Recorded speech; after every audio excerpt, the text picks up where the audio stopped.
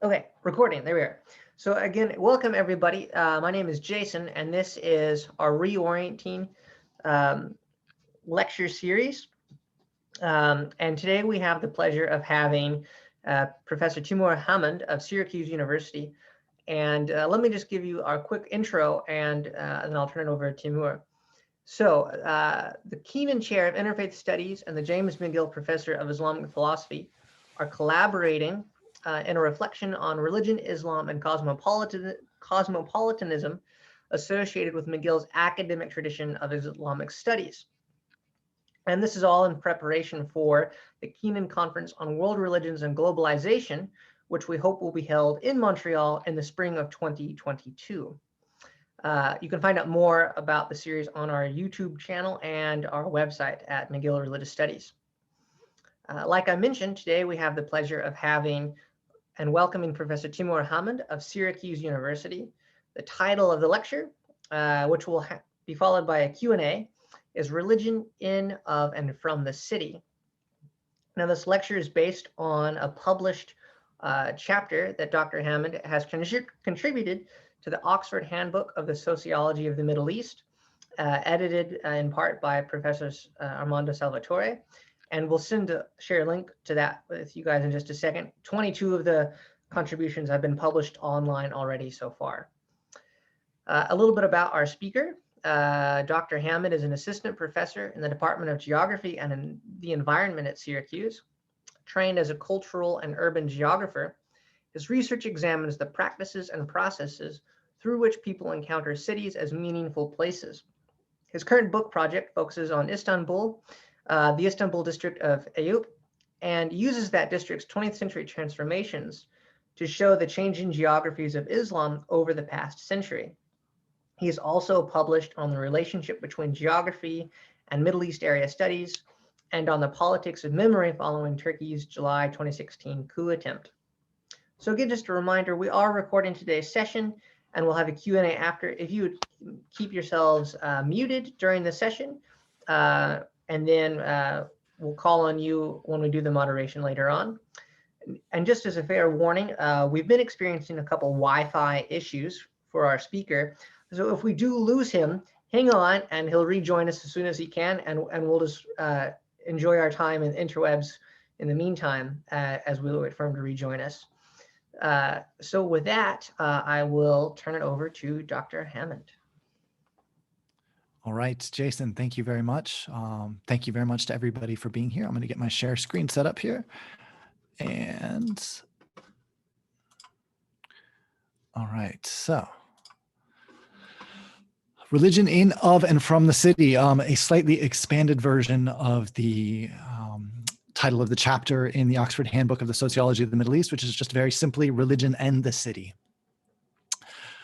So I'd like to start out with first a couple of acknowledgements. My thanks to the editors for the project, especially Armando for the opportunity to participate in the project, even though I'm not a sociologist. I really appreciated the kind of opportunity to kind of speak to sociologists and to kind of put my work and some of the things that I've been thinking about in conversation with a expansive body of scholarship. It's also an honor to be speaking as part of these ongoing conversations at McGill. The traditions of Islamic Studies at McGill are, of course, as most of you know far better than I, a really remarkable they occupy a really remarkable place in the study of Islam. So it is really a distinct honor and a privilege to be able to speak with you today. In beginning also, I wanted to flag the work of a colleague of mine, someone whose work I cite in the book chapter, but also for those of you who are based at McGill who are interested in these kinds of questions, would just like to call your attention to the work of Dr. Sarah Moser, who teaches in the Department of Geography at McGill. She is a cultural and urban geographer as well. She comes at the question of the Islamic city from a different perspective, but would absolutely encourage you to reach out to her if you have questions. I'd reached out to her today, and she unfortunately is teaching at exactly this moment, so she couldn't join us. But just wanted to mention her work and opportunity for collaborating with her in the future. So in the talk today, The talk is organized in 3 parts. The first, I open with a couple of framing for just a discussion of how I framed the chapter, trying to explain a little bit about why I framed and organized the chapter in the way that I did. And then as you're going to see, I frame the chapter in terms of 4 meta questions. And so the bulk of the talk is really going to be talking about what these questions are and about some of the ways that these questions might be answered, as well as kind of speaking about both the opportunities and perhaps the challenges, conceptual, methodological, political, of answering our research questions in the way that we do. And then I'll close with a very brief so what, just kind of some of the kind of why I think, or why at least for me, it was generative and useful to write this chapter in the way that I did, and some of the things that I hope might come out of this, and hopefully perhaps take us into a question and answer. I'm going to try to keep myself around 40 minutes. So that is, hopefully won't be talking too much past that, and we will go from there. So in framing this project, some of the questions I was thinking about as I was doing this were things like, how do disciplines build conversations with each other? I mean, particularly as I was entering into this project as someone trained as a geographer who comes out of a geography program. Part of my work has been very interdisciplinary, but it's also been thinking about, well, how do disciplines kind of build conversations in the first place? How do they arrive at shared definitions of the key concepts and the key methods that define their projects? How do scholars operating in different languages and traditions engage with each other? How do we learn to recognize our blind spots? I mean, there's always going to be gaps. There's always going to be things that we don't see when we work within particular traditions. And so one of the questions in approaching this, or one of the things running through my head in approaching this project was, well, how do we arrive at this? The second thing that was running through my head as I was approaching this project was, as many of you are probably very familiar, a massive literature on the Islamic city in particular. So as I'm going to talk about it in a moment, the story of religion in the city in the field of the Middle East is impossible to tell without reference to this idea of the Islamic city, which poses a real challenge for writing a chapter about religion in the city, because so much of that scholarship has already been done. So one of the things I was trying to do in beginning this project was think about, how do I write a chapter that enters into that question from a different point of view? So the way that I did so is by framing the chapter in terms of what I call meta questions. So here, my approach was not to kind of argue for a single correct answer, not to say like, here's the correct way to theorize religion in the city. Here's the correct way to theorize urban religion. Instead, it was a kind of more speculative and perhaps provocative kind of way of thinking about this problem. And instead of asking or defining a single correct approach, it became a question of asking, well, why is it that we frame our research questions in the way that we do? So in this, there are the four meta questions that kind of organize the chapter are, first, and kind of most expansively, how do we conceptualize religion and the city as linked objects of study? So, second, how do we think about religious difference, both within cities, between different religious traditions, but also between cities? How do we make sense of Islamic practice in cities from Baghdad to Cairo, from Istanbul to Casablanca? So that became a question there. The third question I was thinking about is really actually putting this chapter in conversation with recent debates in urban studies and urban geography, and asking about, is there a single urban process? How do we think about the relationship, the kind of trajectories that drive, or the processes that drive the formation and transformation of cities? And how might that matter actually for how we understand the place of religion? And last but not least is, what is the value of the ongoing value of a regional analysis? If for those of you who are, I think Armando is, and I think several other perhaps of the people on the list are, this is a frequent topic for anyone who's part of the Sociology of Islam listserv. and thinking about the legacies of Orientalism. So how do we think about, to work in a regional analysis, to work in the Middle East, is to engage in part with the legacies of Orientalism. But it then raises a really interesting question for us as scholars who work in the region. What value is there for the region or for different ways of thinking in the region? And as you'll come to see, I think there is a lot of value still in this kind of regional analysis, but it does raise both opportunities and, again, ongoing challenges.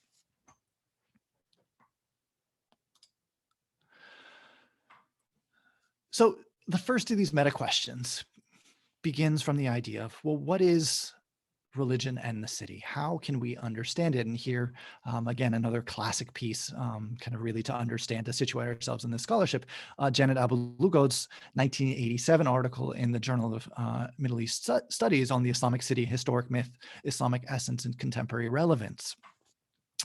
And in thinking about this chapter, or in thinking about this section, I realized that there are actually 4 different ways that we could think about the relationship between religion and the city. So the first is to, and I'll kind of run through these in a little bit more detail in a moment. The first is to say that, well, religion and the city can and should be studied separately. There is no necessary reason that we need to think about religion and the city as linked objects of study. Some scholars, however, work from the tradition of saying, well, actually, religion has all sorts of impacts on the city. And so their starting point is usually a definition of religion, and most often in the Middle East, a definition of Islam. And then they explore the ways in which that definition of Islam, or that practice or understanding, is expressed or helps to transform the city in a variety of ways.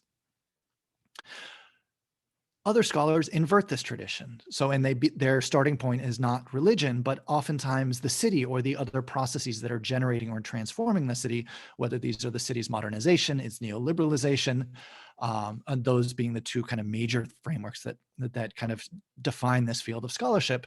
And they ask, well, how is it that these urban transformations reshape the possibilities and understandings of the practice of Islam? And the last possible relationship is to kind of try to think about them in dialectical or reciprocal relationship. And so this becomes a much more complicated and messy project, but it is, for me, a really actually suggestive and interesting one. Asking, well, we know that religion transforms urban landscapes. Once we understand that, however, what happens when we start to think about how the urban landscape creates possibilities, opportunities for creating and communicating new understandings of Islam? And so what we're doing is understanding the practice of religion, not simply as discrete from the city, but actually in some kind of dynamic and ongoing relationship with it. And as I'll talk briefly about, and would be happy to talk, kind of speak with everybody about in the question and answer afterwards. We know that this poses all sorts of conceptual methodological issues, but it is, for me, a kind of a really interesting way to kind of approach this problem of religion in the city. So it was striking, kind of entering this project, thinking about religion without the city, to return and to kind of do a quick read in many of the sources, or at least in some of the classic texts in sociology. And so in reading, for example, Brian Turner's book, Religion in Modern Society, one of the striking things for me in this book is that when you go and look at the index, that there's no actual mention of the city. So it is completely possible to kind of, and for me at least, this suggests that while cities are part of his kinds of conversation, and while he's very much interested in, the story of religion in modern society is very much a story of religion in the city as an object of study doesn't necessarily surface as a way of kind of organizing how he thinks about things. Similarly, we could think of Armando's recent analysis about the formation of civility. Despite the fact that civility kind of emerges as is a very urban thing, is something oftentimes located in cities, the city as an object of study doesn't necessarily show up as a agent kind of transforming or reshaping the possibilities for Islamic knowledge. And again, I don't say this as a critique and say that they're doing things wrong, only to say that it is absolutely and completely possible to engage in a project of understanding religion without reference to the city.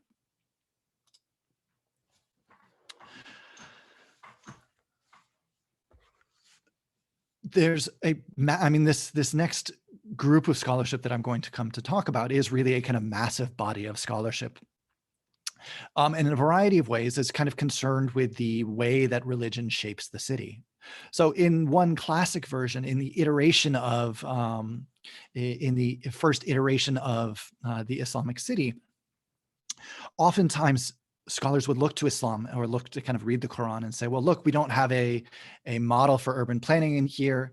And we don't have a model for urban planning, and therefore the disorder of these Islamic cities somehow stems from the inherent irrationality or disorderness of Islam.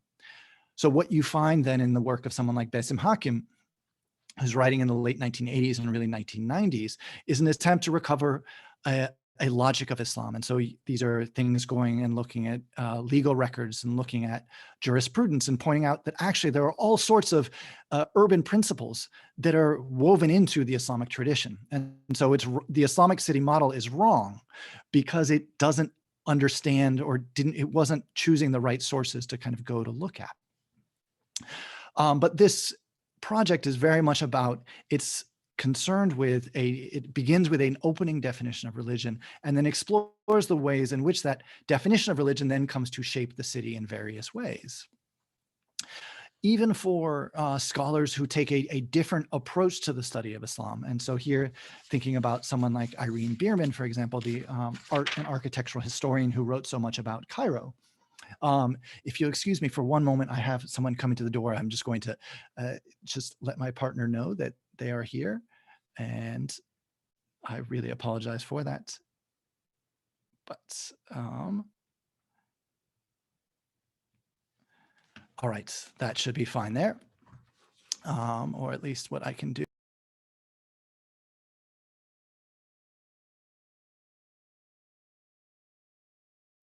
All right, so now my dog is awake, and the challenges of doing these things, of breaking the borders between academic and professional life, or academic lives and personal lives.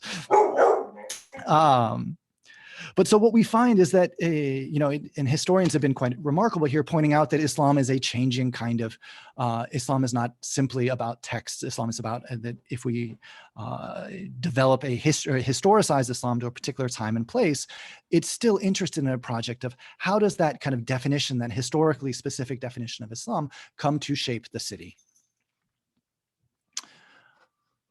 There is a third model, though, and so this is moving to the third model. And this begins not from the question of religion, but oftentimes begins from the question of the city or the processes transforming it. And the two the article in the book that I have linked here, I think are in many ways exemplary of this kind of relationship. And so here, what it begins with is a question of, well, what are the kinds of processes that are generating or transforming the city? So particularly for those of you who are familiar with Istanbul, most recently the conversation on contemporary Istanbul has explored the ways in which that city's neoliberal transformation, so the emergence of new property markets, the emergence of new forms of consumption, the emergence of new forms of habitation, above all gated communities, the ways in which this transformed urban landscape has come to reshape how people understand and practice Islam. Similarly, Mona Atia's wonderful ethnography of Cairo explores the ways that this kind of the neoliberal transformation of contemporary Egypt has helped to reshape the possibilities and the practices of Islam or Islamic movements in Cairo. But here again, the starting point is the starting point is not so much Islam per se, or what perhaps a scholar of religion, religious studies would talk about. We're not beginning with a discussion of fiqh, we're not beginning with a discussion of the Quran, but we are beginning with a discussion of, well, what is neoliberalism? What are politics? And so the starting point here is thinking about, well, what is the city? And then what are the processes transforming it? And how do these come to reshape the practice and understanding of Islam?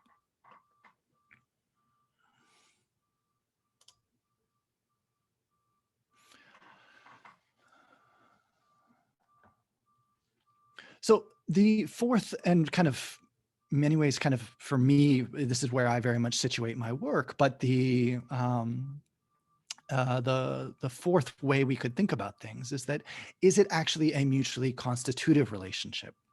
And so this question, this way of thinking about things, builds on a number of recent theoretical conceptual innovations in the study of Islam and more broadly in the study of religion. Some of these key shifts include, or some of the shifts that I've been kind of most motivated by, are recent conversations about the materiality of religion. And so while this takes a variety of forms and is a much bigger field of study than where I'm able to give space to in the chapter, oftentimes this is an approach that teaches us that religion isn't simply, it's not simply practices, it's not simply beliefs, but it is involved, the materiality of particular kinds of objects matters. And what makes materiality such an interesting point of entry into this relationship, this mutually constitutive relationship between religion and the city, is that the city is made of all sorts of materialities.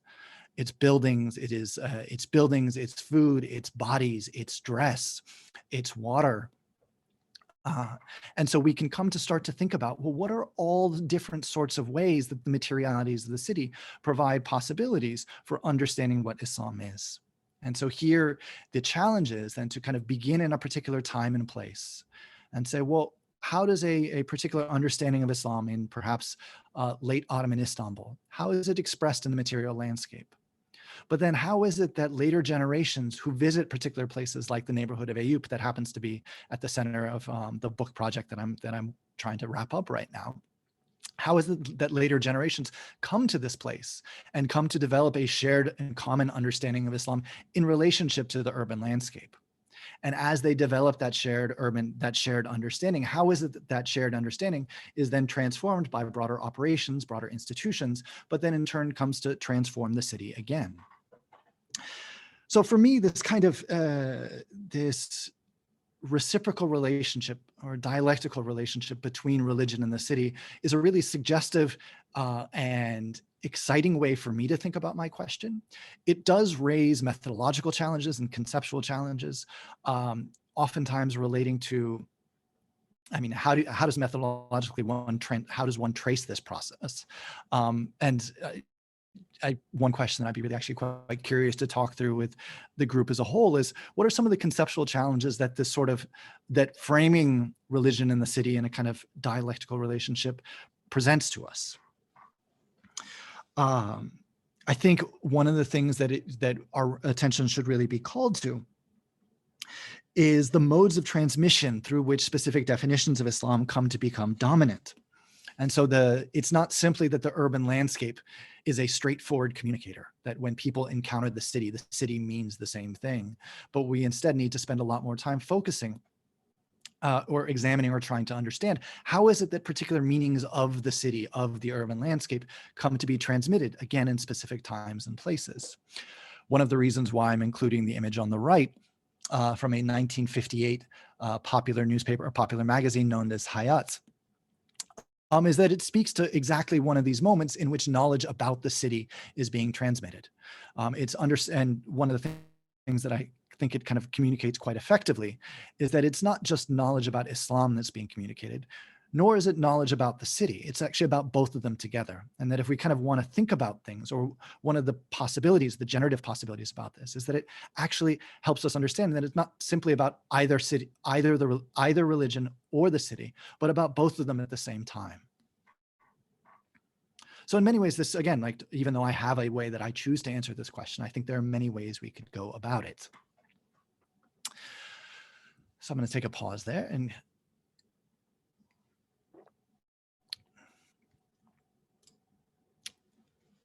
so the second meta question, and this kind of comes back again, the four meta questions that I was trying to think about, is how do we think about religious difference between and within cities? How do we and particularly, how do we understand the geography of religious difference? One of the things that I think is especially good about focusing on kind of working in and from cities is that it forces us to confront the problem of difference. We understand that and here I think, for example, about Niall Green's book about Bombay Islam, for example, and I don't know if I referenced that here, but I think one of the great advantages, if you know Niall Green's work, is that he's so interested in the ways in which Bombay Islam is being woven into the urban landscape of late 19th or of colonial Bombay. And so I think what makes cities such interesting objects and sites of analysis, and particularly sites of analysis for religion, is that it asks us to think about difference. Like, how do people encounter people from other religious traditions or people from within their religious traditions who practice differently?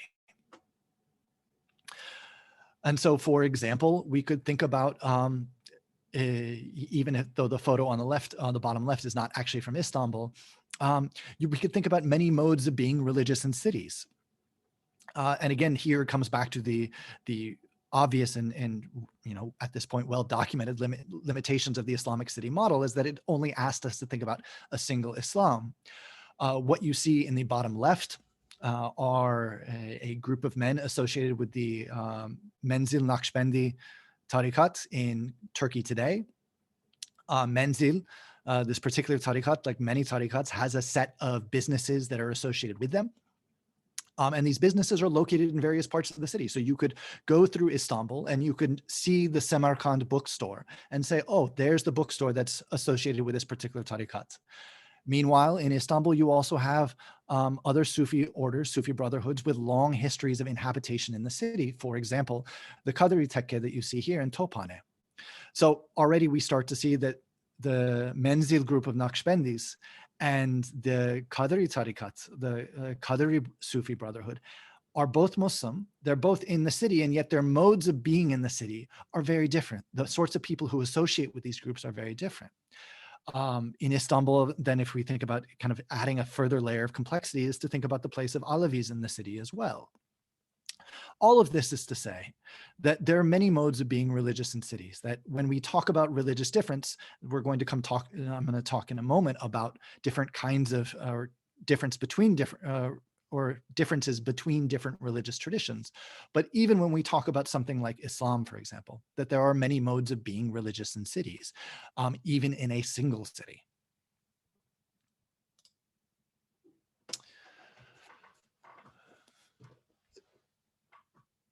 One of the other great advantages, and this one of the, I think, remarkable things about the scholarship on religion in the Middle East has demonstrated, is that there is actually if popularly, when I teach my courses on the global Middle East here at Syracuse, we often begin by thinking about or talking about the association between the Middle East and Islam. And so there are a variety of reasons why Islam comes to be associated with the Middle East. But one of the things that, if you spend any time kind of digging into the scholarship and thinking about the history of the region, is it is in fact a region of many different religions. And so this raises a question of, well, how do we, first, we recognize that difference, but second, how do we think about that geography? And so what the book by Nissim Rejwan of the memoir of the last Jews in Baghdad, thinking about that, the neighborhood of Balat in Istanbul is known as one of the city's old Jewish neighborhoods. But the question I want to think through is actually the question of what kind of geography? And here, as a geographer, this is again where thinking dialectically becomes, I think, really important, the relationship between social identities and spatial expression. There is one way to think about what we call sectarian space that says roughly, well, sectarian space, the division of the city into distinct areas related to different sects. Perhaps an example par excellence is Beirut. That the division of the city into these kind of sectarian landscapes is a necessary product of religious difference. What a geographer would say, and not just geographers, but many others as well, is actually, if we need to understand this, if we need to understand sectarian space, we need to think both geographically and historically.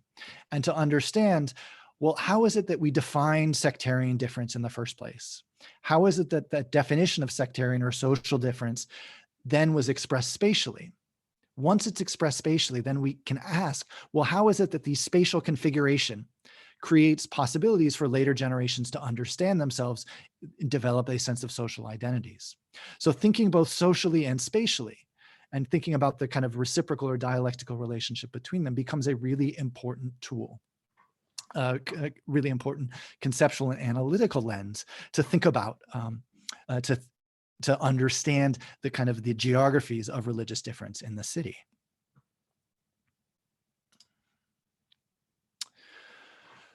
One of the challenges of the city, however, is simply its diversity. And so it raises real conceptual and methodological challenges. How do you talk about religion in the city when cities, particularly a city like Istanbul, but many of the large urban centers in the Middle East today, are as large and as complex as they are? One thing that you can do, and what I kind of lay out in the article or suggest in the article, one thing that many scholars have done quite productively is to work from particular places. So the geographer Banu Gökeriksel, who writes a lot about contemporary Turkey in particular, has made for me a really kind of savvy contribution in focusing in this particular neighborhood. She focuses on three places: the mall, the neighborhood, and the public square.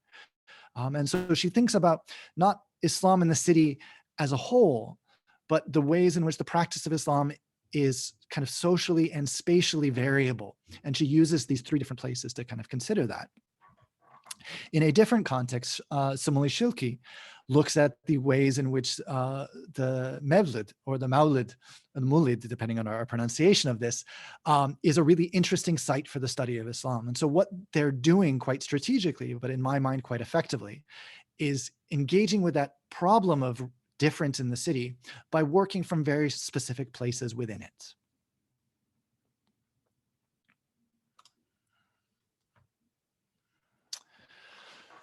So the third question, the third meta question that I kind of try to think through in this chapter is the question, is there a single urban process?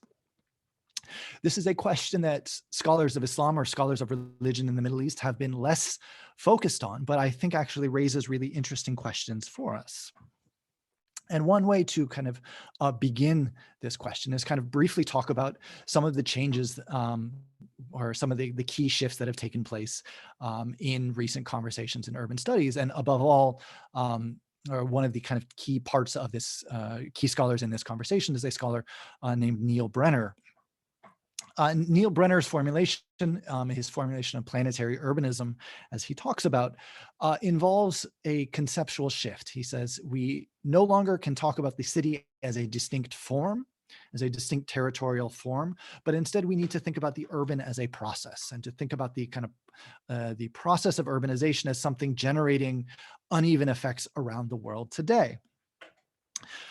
It has generated a rich and productive theoretical debate, which is far greater than we can talk about today.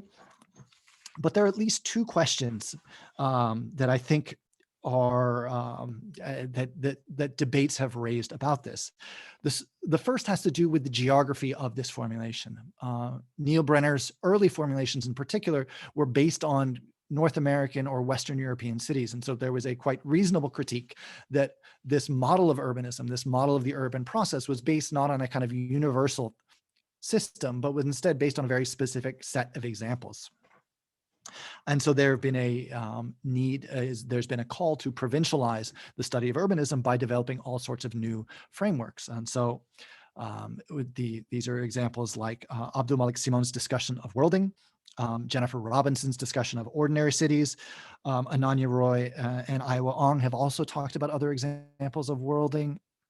And so these are attempts to think of modes of inhabitation of the city, modes of urban experience that don't map neatly onto the concepts and frameworks that are provided by the kind of this model of planetary urbanism.